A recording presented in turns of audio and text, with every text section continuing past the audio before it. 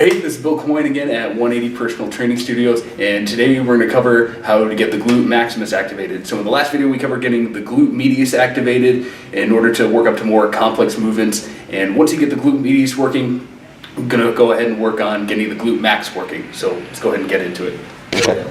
So this is an exercise most of you have seen or done before. It's called the glute bridge. So to perform it, simply flat your back.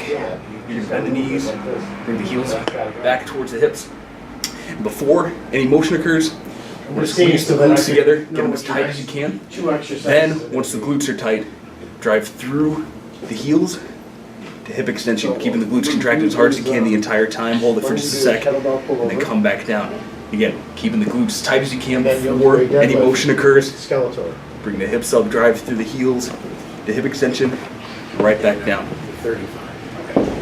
So, if you're feeling the hamstrings during this, you need to modify it a little bit. So, the way to modify it is put your feet up against the wall or use a partner with some resistance or some sort of a movable object. So what you're going to want to do, put your toes up against the wall to get the quads working just a little bit.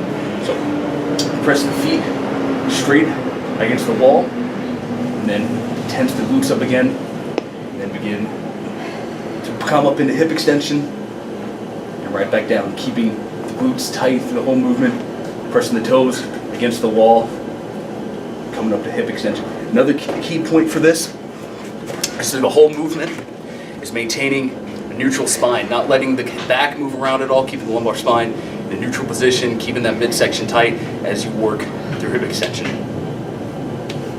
Why this is important? The glutes are largely responsible for hip extension, and most activities like squats, jumps, deadlifts, even running require a lot of hip extension in order to do it properly, in order to get the most out of it.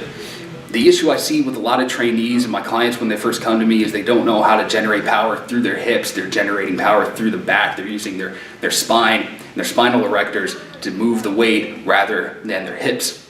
And even if you're not training for athletic performance, this is still something really important to work on, because if you just keep flexing and extending that back, not using your glutes and your hips at all, you're going to end up having a lot of back problems later on in life. So use these exercises to help get the hips working, and we'll go over in the next video working the hip hinge, getting the hips involved, getting all these muscles working together.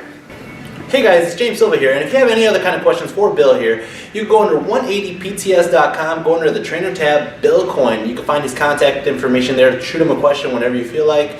Also, don't forget to like us on Facebook, and don't forget to subscribe on the button right over there somewhere. And also, check out our other videos right underneath.